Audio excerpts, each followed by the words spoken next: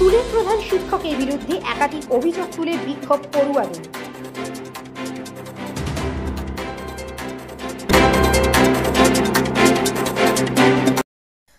This video is for information and knowledge purpose only.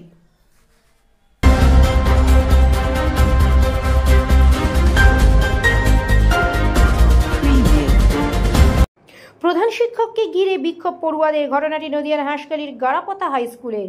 ছাত্রছাত্রীদের অভিযোগ, প্রধান শিক্ষক স্কুলে আসার পর থেকে স্কুলের পরিবেশ নষ্ট হচ্ছে। শুধু তাই নয়, এই স্কুলে একসাথে ছেলে ও মেয়েরা পড়ে, সেখানে মেয়েদের বাথরুমে নেই কোনো রকম দরজা দেওয়ার ব্যবস্থা। পাশাপাশি ছাত্রছাত্রীদের এও অভিযোগ যে অন্যান্য স্কুলের থেকে এই স্কুলে ভর্তির জন্য বেশি টাকা নেওয়া হয়। আগে ছাত্রদের স্টাইপেন্ডের টাকা ঢুকলেও এখন সেই টাকা প্রধান শিক্ষক আসার পর থেকে কোনো রকমভাবেই ঢুকছে না। পড়ুয়ারা আরও অভিযোগ করেন, এই স্কুলের প্রধান শিক্ষক স্কুলের সময় মতন আসেন না, পড়াশোনা ঠিকভাবে করাচ্ছেন না। যদিও এর আগে বহুবার অভিযোগ করা হয়েছে, পরবর্তীতে সেজন্য প্রধান শিক্ষক হুমকিও দিয়েছেন। স্কুলের অন্যান্য শিক্ষকরা জানান, প্রধান শিক্ষকের অন্যায় কাজের কোনো প্রতিবাদ করলে বাইরে থেকে দুষ্কৃতী নিয়ে এসে হুমকি দেওয়া হয় তাদেরকেও।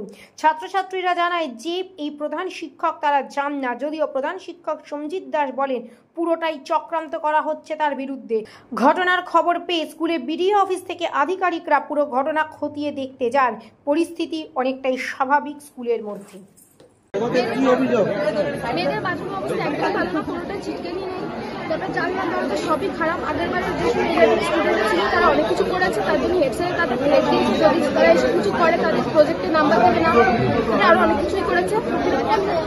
যারা যারা থ্রেট দিয়েছে আমাদের ক্লাসে গিয়ে বলা হয়েছে যে যারা যারা স্যারকে নিয়ে আন্দোলন করেছে, স্যার তাদের মার্কগুলো রেখেছে, তাদেরকে দেখে নেওয়া হবে, আন্দোলন করেছে।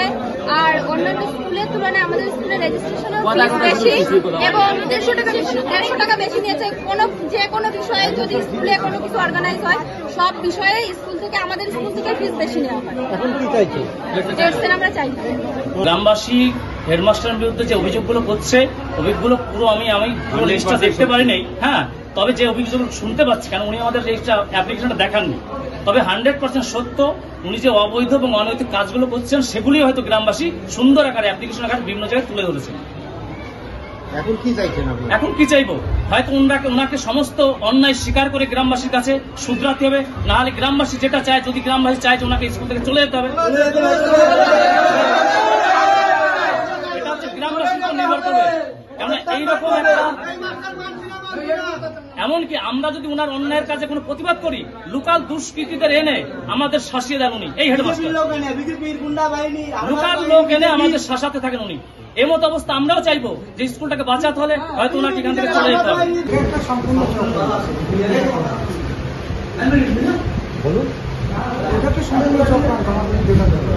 আপনি কি চাইছেন?